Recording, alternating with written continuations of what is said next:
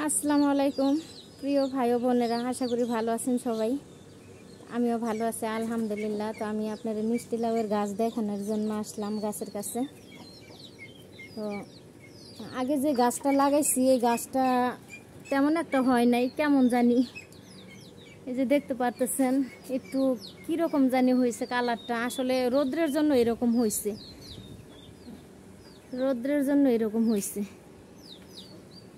তো এই পাশে আবার লাগাইছি, এটা অনেক পরে লাগাইছি, তারপরও দেখেন গাছটা কি সুন্দর, অসাধারণ, কি সুন্দর হয়েছে। দেখেন ডোগাগুলা, প্রত্যেকটা ডোগাই দেখেন অনেক সুন্দর।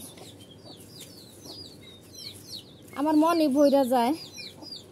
আসলে আমি অরিজিনালি গ্রামের মেয়ে ছিলাম, যদিও শহরে মানুষ, কিন্তু আমি অরিজিনালি গ্রামের মেয়ে। তো গ্রাম আমার খুব পছন্দ। এই যে দেখেন এগুলা একটু গাছের ক্ষতি করে। আমার ছেলে এটা প্রচুর ভয় পায়, এই গান্ধীটারে।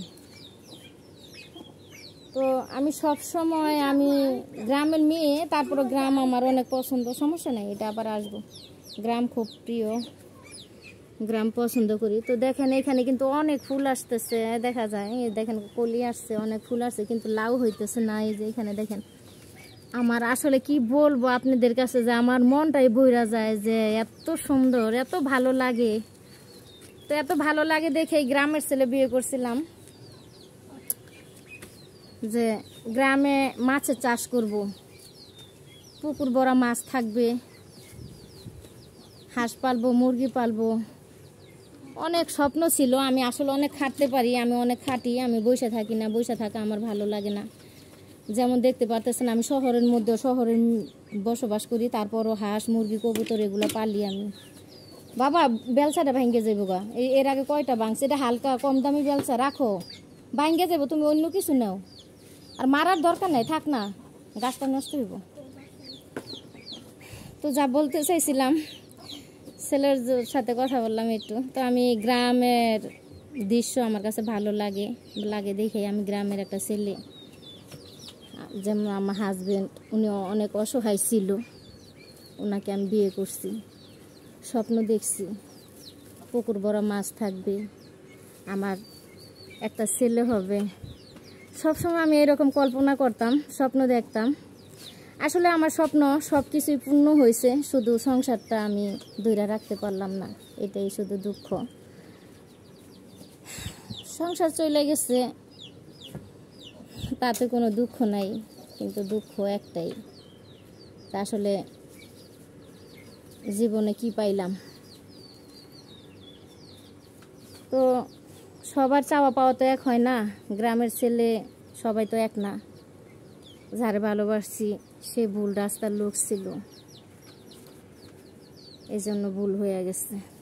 তো দেখতে পারতেছেন অনেকগুলা কলি আছে, কিন্তু লাউ এখনো হয় নাই, হবে। গাছের গতি সুন্দর, অনেক ভালো লাগে। দেখতেই পারতেছেন যে আসলে গাছটা আমার, এই গাছটা অনেক সুন্দর, যে ওই গাছটা অনেক খারাপ, কিন্তু এই গাছটা অনেক সুন্দর। তো প্রিয় ভাই বোন, কষ্ট অনেক কিছু বইলে ফেলাই অনেক সময়, এই জন্য আমাকে ক্ষমার চোখে দেখবেন সবাই।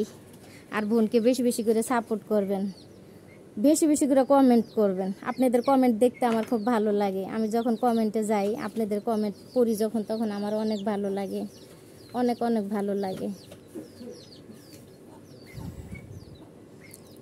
তবে এই সবুজ জিনিস, সবুজ গ্রাম খুব ভালোবাসি, খুবই ভালোবাসি।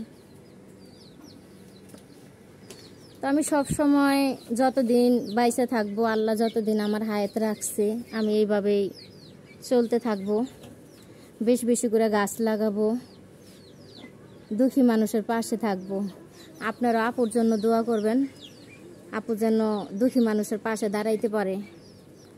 তো আমি দুঃখী দেখা তো আমার সবসময় দুঃখ নিয়ে বসে থাকলেই হবে না, আমি চাই স্বাভাবিক হইতে, আপনাদের সাথে কথা বলবো, আপনাদের কমেন্ট করব, আমার ভালো লাগবে, এইটাই। তো ভালো থাকবেন, সুস্থ থাকবেন, এই কামনাই করি আল্লাহর কাছে। দেশের বাহিরে, দেশে যারা আছেন সবার জন্য আমার তরফ থেকে ভালোবাসা রইল। আল্লাহ হাফিজ।